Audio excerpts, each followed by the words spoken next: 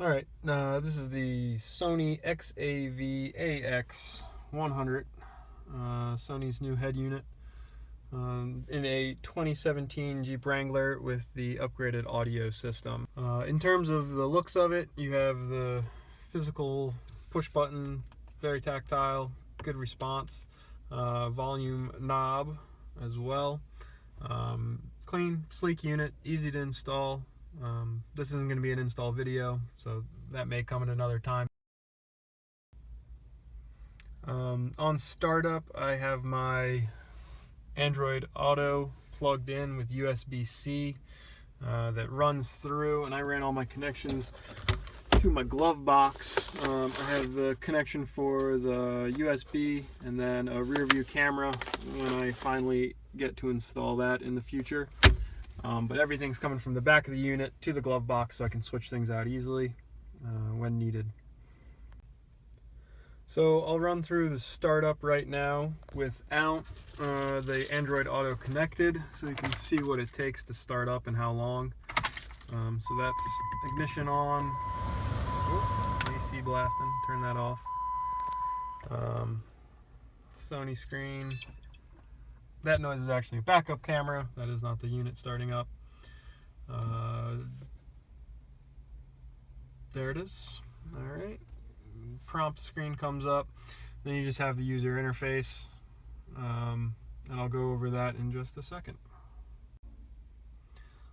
So with the setup I have, it's connected Bluetooth to my phone, so I can turn on Bluetooth audio whenever I want. USB, if I wanted to connect a USB stick to it, I could do that. You can use this for its phone dialer. I don't use that, I run it through Android Auto. You also have the tuner, which takes you to a radio, which is way too loud. So I'll turn the radio down. You have all your presets. I really don't use the radio, so for what it's worth, it works perfectly fine. No loss of reception, everything works fine. It doesn't have HD radio, but again, not something I use, so that's nothing for me. In the settings, you have plenty of different things to go through. You have all your standard interface stuff, the beep, dimmer, camera input. One of the coolest features is steering wheel controls. So even though I'm hooked up with the PAC unit, where you can program your steering wheel controls to your head unit, this one has its own custom controls that you can source.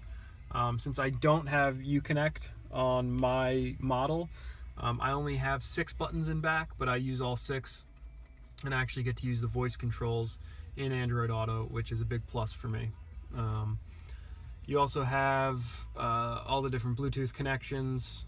You have your audio, quick bass booster, EQ, subwoofer settings, runs the whole gambit of everything. You have the balance and fader settings, which you can't use in the Jeep Wrangler with the amp setup that they use, but it's not an issue. You have your crossover and filters, and then DSO is Sony's augmented speaker system where it's designed to enhance the audio for poorly tuned systems. I don't use it. I don't think it sounds very good, so I'm not running that. You also have your wallpaper. I have the custom wallpaper, but you can do all the different selectable ones. So I have my little Jeep one that I got on there that I made. Alright, I went ahead and connected up the cell phone via USB. Android Auto automatically comes up. You can go ahead and select Android Auto. Your home menu will come up and you can see audio that's playing. You can go through to your phone. You can also use the navigation if you want to, depending on the time of day. One of my favorite features, if it knows it's morning and I'm going to work, as soon as I open up my maps, it tells me the fastest route, and then same when I'm coming home, which is a great feature. Audio, again, one of the big features with the Sony unit is they stress their audio. I think it sounds amazing. You won't be able to tell from this shooting this video, but the sub and all the speakers sound way better than the factory 130 unit that I had in here before. You can return to the Sony menu. You have quick options if you want. You can go through and do your EQ settings right from here. You can go back to your tuner and turn your sources off. You also have the voice option, which you can hold down here and bring up audio. But with the steering wheel controls, I actually have it programmed to a button behind the steering wheel, so that when I press it, navigate to Wendy's.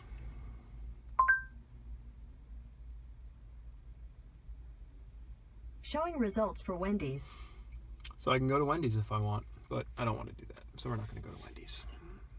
The audio mic is ran up through the A pillar on the left, and I have it sitting over here.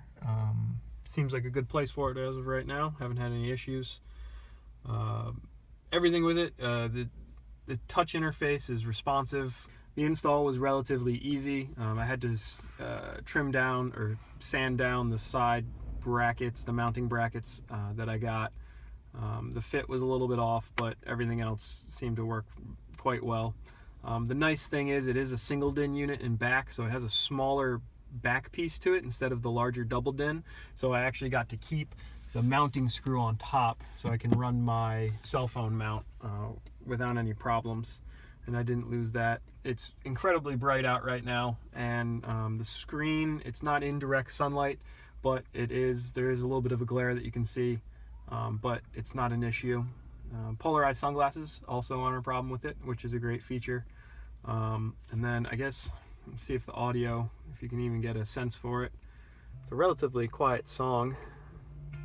And if this gets put on YouTube, it will probably get muted.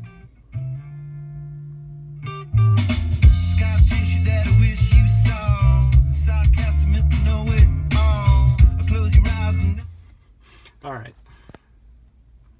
YouTube will probably flag this video and won't let anyone see it because of that, so maybe I'll edit this out. We'll see. So that's about it for the Sony XAV AX100. It was $499.99 on Amazon. It was a great product. I recommend it. I haven't had any issues, any audio issues, nothing like that since the install. I highly recommend it, and good luck if you install.